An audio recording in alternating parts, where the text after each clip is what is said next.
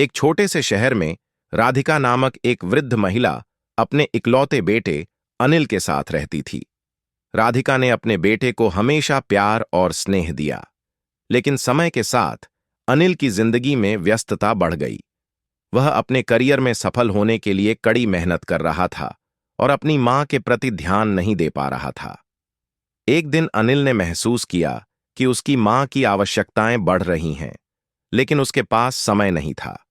उसने फैसला किया कि राधिका को वृद्धाश्रम भेजना बेहतर होगा।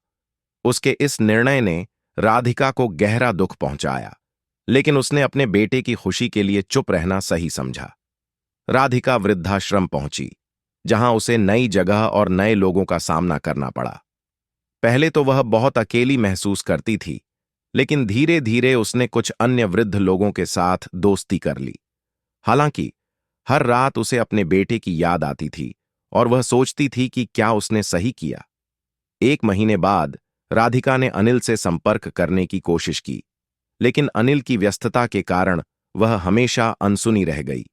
वृद्धाश्रम में रहते हुए राधिका ने अपने जीवन के उन पलों को याद किया जब उसका बेटा छोटा था और वह उसके साथ खेलती थी। एक दिन राधिका ने फैसला किया कि वह अपने बेटे के पास वापस जाना चाहती है, चाहे वह उसे स्वीकार करे या नहीं। उसने वृद्धाश्रम से छुट्टी ली और सीधे अपने घर की ओर चल पड़ी। घर पहुंचने पर उसने दरवाजा खटखटाया। अनिल ने दरवाजा खोला और उसे देखकर उसकी आंखों में आश्चर्य और शर्मिंदगी के भाव थे। उसने मां को गले लगाया और कहा, मां, मैं आपको वापस नहीं चाहता था, मुझे माफ कर दो। पुनर्मिलन और राधिका ने कहा, बेटा, मैं जानती हूं कि तुम अपने करियर में व्यस्त हो, लेकिन परिवार सबसे महत्वपूर्ण होता है। हमें एक दूसरे का सहारा बनना चाहिए। इस मुलाकात ने अनिल को एक नई सोच दी।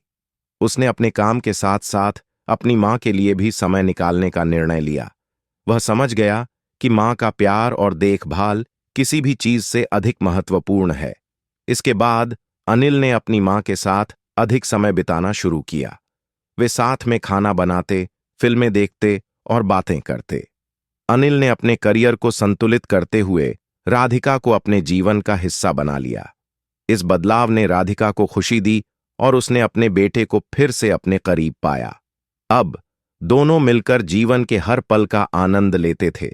इस कहानी ने यह सिखाया कि कभी-कभी हमें अपने प्रियजनों की अहमियत को समझने के लिए कठिनाइयों का सामना करना पड़ता है। परिवार का प्यार सबसे बड़ा धन है, जिसे किसी भी स्थिति में नहीं भुलाना चाहिए।